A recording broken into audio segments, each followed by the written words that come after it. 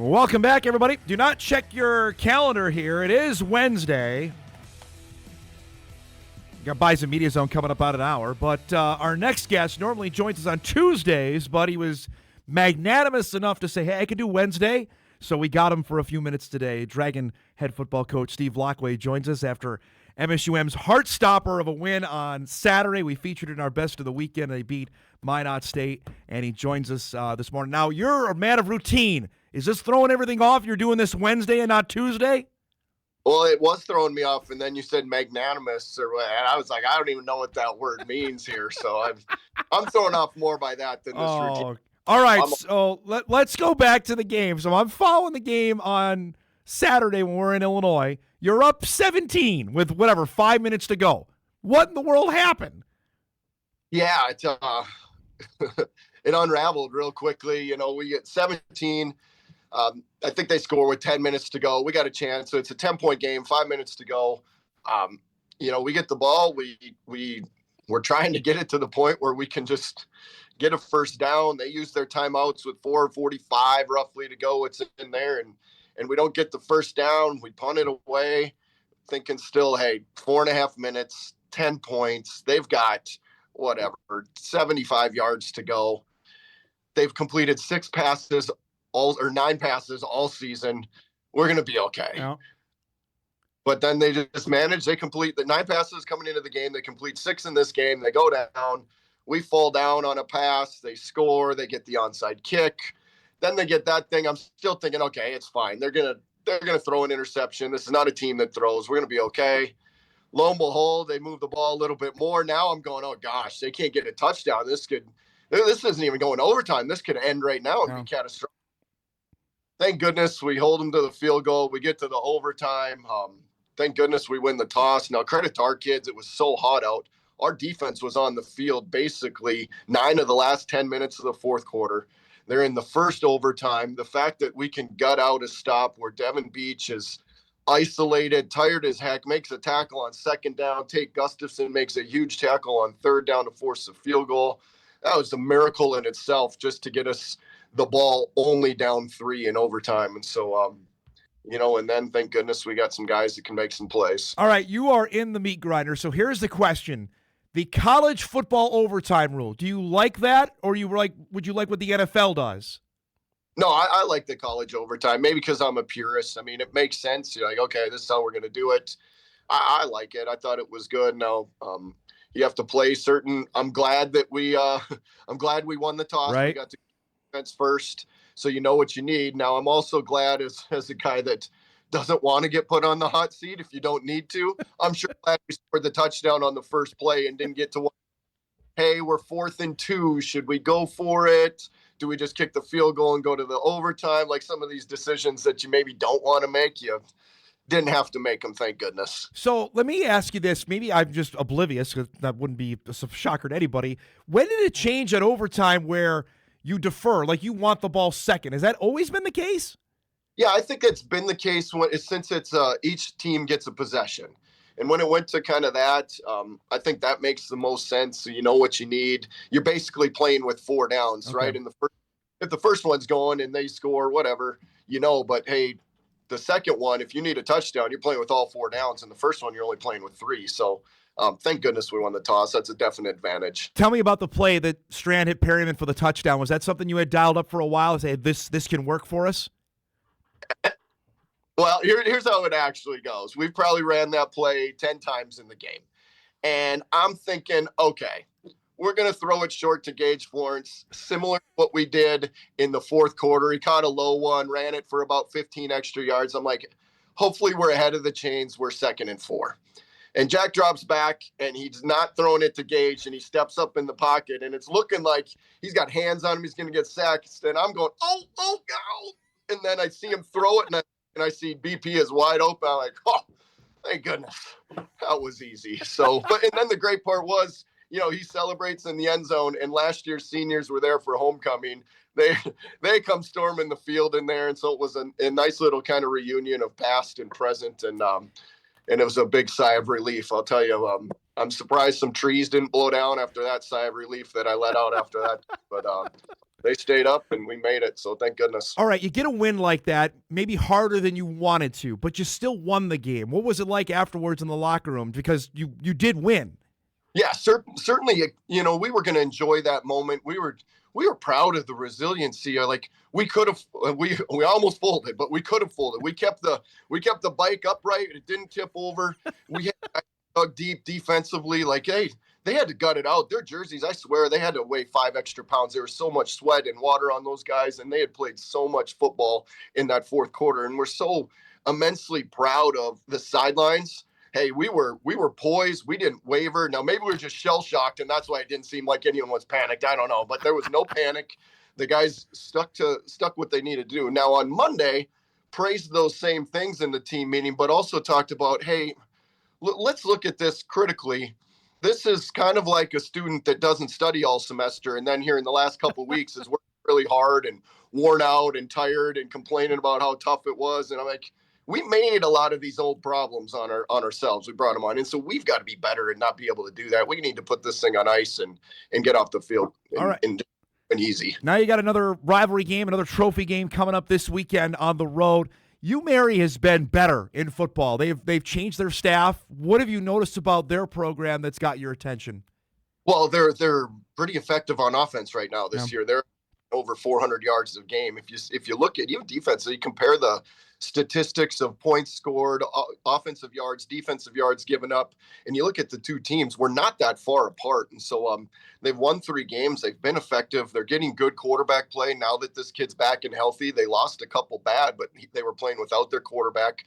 And so during that time, they had to use the Mandan quarterback, Hudson Sheldon. They use him in Wildcats, and that was pretty effective. And now they've kept that into their offense. So really, it's like you're preparing for 2 different offenses that they've developed in this kind of 6-game stretch. And so they present a lot of different challenges, and they can keep putting points on the board, and that's scary. And so anytime you beat a team for a long time in a row, like we did last week, the James or the Minot win, you've got this team, you know that you got the target on your back, and they're trying to make something happen, especially on their homecoming. I was going to say, how much you have to guard against that? Like, hey, we've beaten them so many years in a row, we can just rubber stamp another one.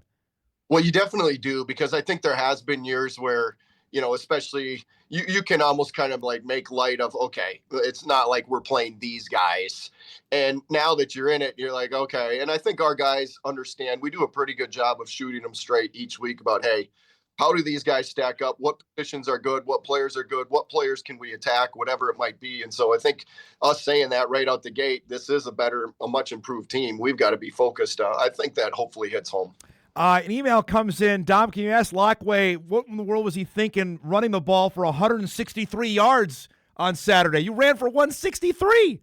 Yeah, crazy, isn't it? And, here's the wild thing. We have a running back who rushes for 94 yards, not 100 yards even in the game. And I get he caught 9 passes for 60 yards, something like that. But he rushed for less than 100 yards and was selected the player of the game. Like, that's where the standard is for our we get the email about 100 yards. But the great thing is this year, we're talking about rushing yards. Last year, we were counting it in feet to help us feel better about things. Like, how many feet did we rush for this game? And that just feel better. So at least we're talking in yards this year. Was that just a one-game deal because you saw an advantage there? Is that something you want to continue to try and implement going forward? Well, you definitely want that to be a part of it, especially to rest your O-line, to give them different looks for the D-line. We were in a situation where we got the lead, and we felt like because of their offense, they're not very dynamic. If we could just work the clock with a handful of runs here and there and make sure we kept it running, the game would shorten down so far that they would have no chance to get back in it. And I would say I thought that was the case. Now, lo and behold, obviously we didn't shorten it enough, but we certainly did. And it kept our defense off the field by extending some drives, which we did need, because in the end, they almost broke because of the rep count. When you look at what Jack has done so far, and we talked plenty, I know, at the start of the season, and obviously with all the pro attention, we're halfway home. How would you evaluate his year so far? He's playing really solid. I think if you look and say, what's one thing that he wishes, we all wish that he could turn around, be a little bit better, the interceptions. Yep. And some of them are pure bad luck. He hasn't had very many turnover-worthy plays. And so you look at that, it's not like he's playing with fire a bunch. Some like, okay, a tipped ball, that's not a turnover-worthy play in his mind, in our mind, but it ends up being one. As many times as we ask him to make decisions on protection, where to throw the football, he's doing a phenomenal job, and he's got attention. I mean, at least half the days or more. We have a scout at practice. We've had scouts watching the game in Moorhead a couple different times already this year. Like, there's his ability to block out that noise and play at the level he's playing is really impressive, and hopefully he can continue that to end the season here. Just for us that aren't there, is it not overwhelming, but how difficult is it to try and block that out, knowing, hey, there are NFL scouts that have come to Moorhead to watch him practice and watch him play? It's almost better that it's happened so frequently that it becomes just kind of like a normal routine. Since fall camp, we've had at least half to 2/3 a scout at every single practice. And so the routine is pretty similar, where you see him standing in the corner of the track and, the conversations with the coaches afterwards, whatever. And so I think because it's happened so much, it's become routine, and guys don't know it all. So I think it's been good. My guy, Adam Jiskra, is no longer the all-time touchdown receiving leader in MSU history. Great player. What about Brady Perriman? We've talked about, we had him on the show when he won the game last year against Duluth. What about him when you were going through the recruiting process, that this is a guy, he can be a difference maker for us? Well, just so smooth and athletic. Like it always looks effortless for him. It's not that he's not trying, but getting off of press seems effortless. Getting open, adjusting. He made a great play on Jack was outside of the pocket, the 52-yard reception that Jack flicked in the air 60 yards without a problem, running sideways. And Brady he waits, he keeps running at the very last possible second, turns back and shows his hands and catches it. Like, that stuff looks effortless, but those are difficult plays that he makes. And it's just, I don't know what it is. He does a fabulous job of doing those things, and he's a big player. He makes big plays when the game's on the line. I know you got to go here. Last thing, do you have a countdown for Gage Florence catches? Because he's closing in on the all-time D2 mark. Do you have that in the locker room anywhere? No, I knew he was getting. I don't know what that number's at. I knew he had a chance to maybe potentially get there by the end of the year. Honestly, I don't know. Like, you get to the end of the game, and I'm like, it's so many things are a blur in their plays, and you're not keeping track of who caught it. And then you're, wow, Gage had 11 catches or whatever it might be. Like, it never feels like that. And maybe it's just because the game's a whirlwind. And if he gets to that, that's awesome. He's earned all of them. We're not throwing little shovel passes to him now. He's finding space and getting open and works hard, and it couldn't happen to a kid any better of a kid than him. He's 33 away from tying it, and you have 5 games to go. I'm not a great math mind. I know you are. That's about 7 a game. That's crazy. You can do that, right? And you're kind of talking 7 a game, like, hey, that's pretty gettable, not a big deal. I'm like, 7 catches a game. Like, I look at it's crazy. 7 catches a game is no. No, that's a really good game. That's a really good game, right? Although he's had games where he's had 18 or 17. That's what we're comparing him against. Which is just, it's crazy how the standard of measurement goes up. And I think it's great. You know what? He set the tone for our team and for our guys, and I think for the receivers for a long time to come after he's gone. Do you have the paddle in your office? Where is that located? The paddle you play with Mary? It's in our team room, and it doesn't have a place to hang. It just sits on the wall and leans against the whiteboard. But its main function is, if the batteries on the remote control for the projectors go out, it allows us to up and push the button with it. So for the last, whatever it's been, decade, thank goodness we've been winning, and we have been able to turn the projectors on, because if not, we're going to have to put a budget line item in for batteries, and it could be a tough day for Dragon football. Well, so we got to win to keep the projectors and those going in the team. I know budget strings are tough, so you better come out with a win on Saturday. Thanks for being flexible this week. Good luck, and we'll talk to you next week, okay?